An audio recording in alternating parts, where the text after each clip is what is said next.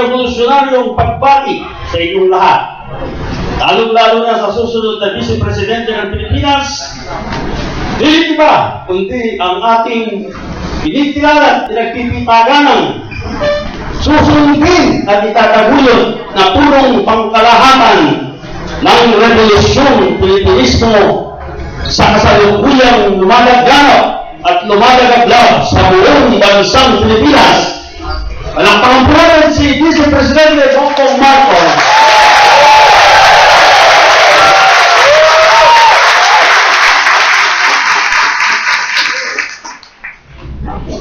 Dalawang taon na ang nakakalipas noong ilunsad namin ang Marcos for President Movement or MPN ng Butihing Coronel Reynaldo C. Cabawatan at mga kadre ng ilusang Pilipinismo na punong-puno hindi lamang ng determinasyon, entusyasmo, tatag ng paninindigan, pati tapang ng apog. Nadulot lamang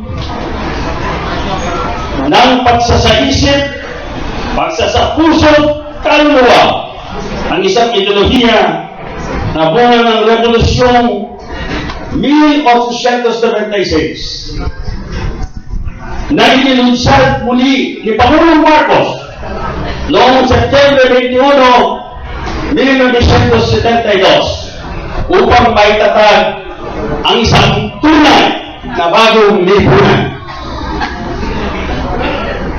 Simula noong 1972 hanggang 1986, walang pukna, walang tigil ang pagpapalaganap at pag-internalisa ng mga fundamental na pagpapahalaga ng ideolohiya ng Pilipinismo.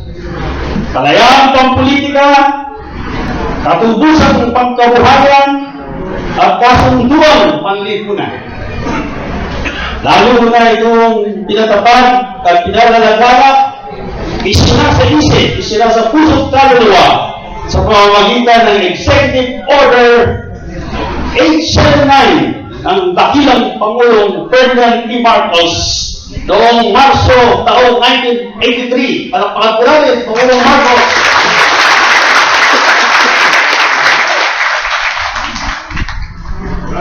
Hindi nagtagumpay ang Peking Revolusyon ng 1986. Napatamlayin at pigilan ang masigasig at maalat na pagpapalaganap at pag-internalisa ng ideolohiya ng Pilipinismo sa gitna ng kawalan ng resources at matinding panggigipit ng mga sumusunod na administrasyon hanggang sa kasalukuyan.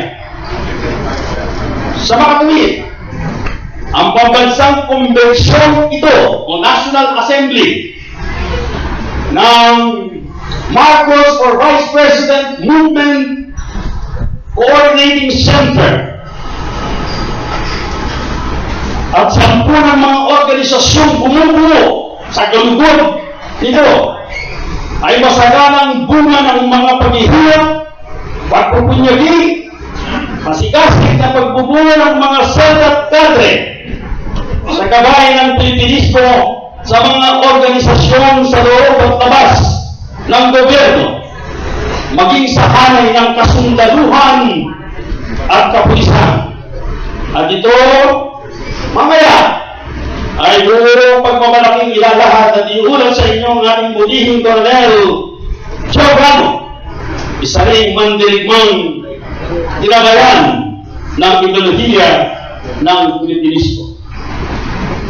At hindi naman, itutuloy na malaking tagumpay ng Christian Peace Alliance ang pakikipagkaisa sa Muslim Alliance Groups upang mabuo ang tunay na pagkakaisa ng mga kapatid nating Kristiyano at mga kapatid nating Muslim sa pamumuno ni Ricky Fulgencio. Palakpakan po natin siya.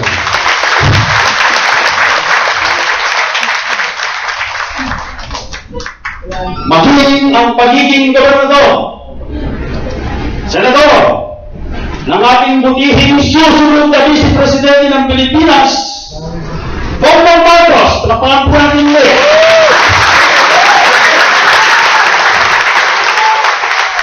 ay kinabayaan ng Pilipinismo.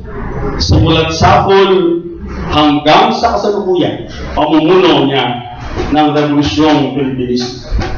Patuloy na umaalingaw at pumapaimbulong ang tumataginting na tinig ng ating susunod na Vice Presidente nang ilunsad ang kanyang kandidatura sa makasaysayang Plaza General Antonio Luna.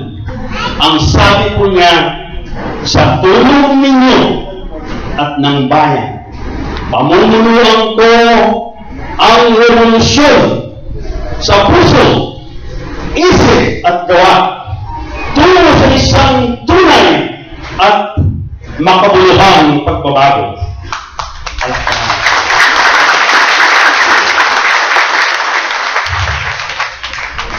Ginoong Vice Presidente, patuloy po itong tumitimo sa aming isip, puso't kaluluwa, sa aming kolektibong konsyensya, sa punto na isang malaking kasalanan sa bansa at susunod na sa ating lahi na hindi makikilahok, makibaka, at hindi sumunod sa pangkalahatang puno ng Revolusyong Pilipinismo tungo sa isang pangkalahatang at makabuluhang pagbabago ng ating lipunan. Sa puntong ito, buong pagmamalaki kasiyahan kong babasahin at ibibigay sa susunod na Vice Presidente ng Pilipinas ang nilandaang manifesto na inyong lahat, ang pagsuporta ng Movement for Vice President Marcos or Vice President Movement Coordinating Council sa revolusyong pinamumunuan ni Bongbong Marcos, ang susunod na Vice Presidente ng Pilipinas. Palakpakan po natin.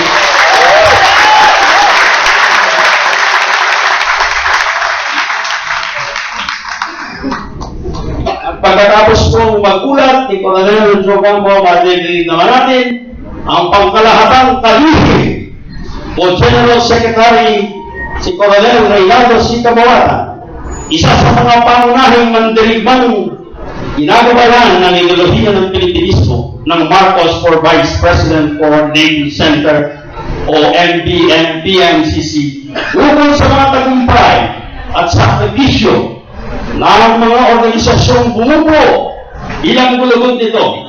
Muli, sa tagumpay ng Revolusyong Pilipinismo, isang revolusyonaryong pasasalamat sa Vice Presidente Bongbong Marcos at sa lahat ng mabuhay kung mabuhay si Bongbong Marcos!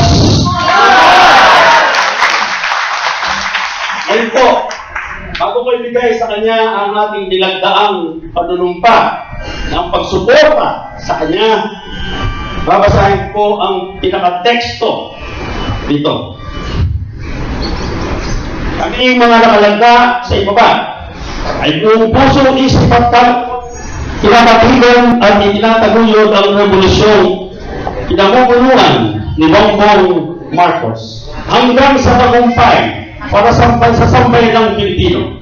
Gaya ng kanyang sinabi, sa tulong ninyo at ng bayan, pamumunuan ko ang revolusyon sa puso, isip at gawa tungo sa isang tunay at makabuluhang pagbabago. Patid namin na kailangan magkaisa sa pagtulong ang buong bayan sa revolusyong nagsisimula ito sa pagbabago ng ating puso't kaisa na siyang kakabay sa ating pagkilos. Magkakaroon lamang ng tunay at makabuluhang pagbabago sa ating lipunan kung nagbago na ang ating mga puso't kaisipan upang gumawa ng makasaysayang mga pagkilos na may isang direksyon tungo sa isang malaya, makatarungan at demokratikong kinabukasan.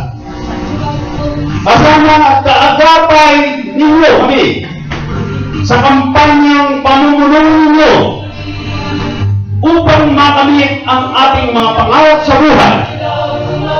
Pangarap nating maging hari ang mga Pilipino sa sariling bayan. hindi ang mga dayuhan.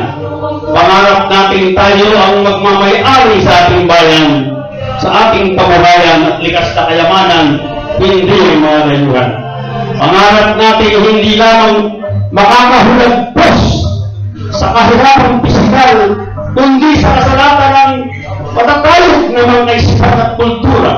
Higit sa lahat, pangarap nating maging dakila muli ang lahing Pilipino na may dignidad at respetable sa hanay ng mga pamilya ng mga bansa.